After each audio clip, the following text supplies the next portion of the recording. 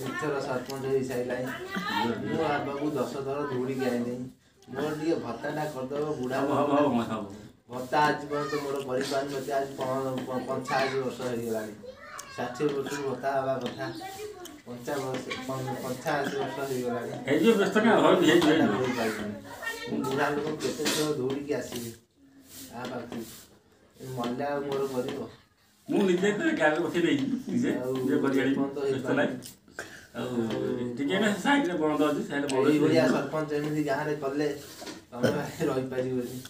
ଏମିତି କାହାକୁ କହିବନି ଏଇ ବ୍ୟସ୍ତ ନାହିଁ ଏଥର ତମେ ଏଇଥର ଜିତେ ଦିଅ ନିଶ୍ଚିତ ତମକୁ ଭତ୍ତା କରିଦେବି ଆଉ ତମ ବୁଢ଼ୀ ଭତ୍ତା କରିଦେବି ସବୁ ହବ ବୁଢ଼ୀଟାର କାନ୍ଦୁଛି ସବୁବେଳେ